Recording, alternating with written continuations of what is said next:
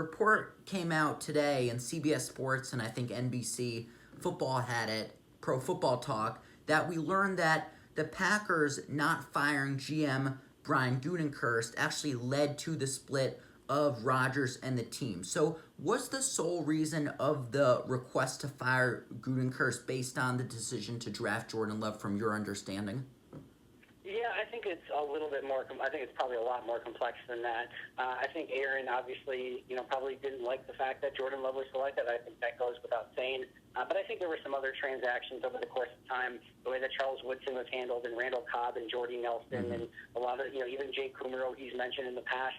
Now, basically, when he came back to Green Bay and had that first press conference after he had demanded that trade out of Green Bay, he basically laid everything out. He basically had an airing of grievances. I was in that press the press room and listening to the press conference there. And it was just crazy, not like crazy in a bad way, but just it was unbelievable to see this quarterback just basically take, what was it, probably 30 minutes to just air every grievance that he had, every, kind of thing that was bothering him at the time.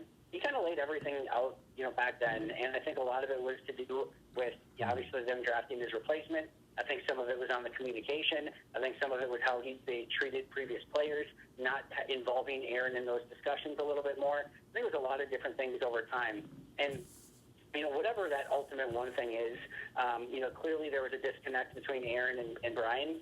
I think one of the things that they eventually found some common ground on, although obviously it was never quite resolved entirely, but is that both were, trying to do everything that they thought was best for the Green Bay Packers as an organization. So I think both of them had good intentions with how ultimately the Packers were being built and wanting to see the Packers succeed, but both of them had very different ways about going about that. And I think that never, again, got 1,000,000% resolved. And I think at the end of the day, what we saw what happened with Green Bay and Aaron Rodgers, and obviously him going to the Jets, I think it was just 1,000,000% time for everyone involved. I think it was what was best for Aaron. Clearly, you can tell how happy and energetic and engaged he is with the Jets so far. Clearly, the Jets needed it. Clearly, Jordan Love needed it. I think the Packers needed it as well. I think we'll see, who ultimately ends up better down the road from this. But I just think at this point in time, it was best for everyone.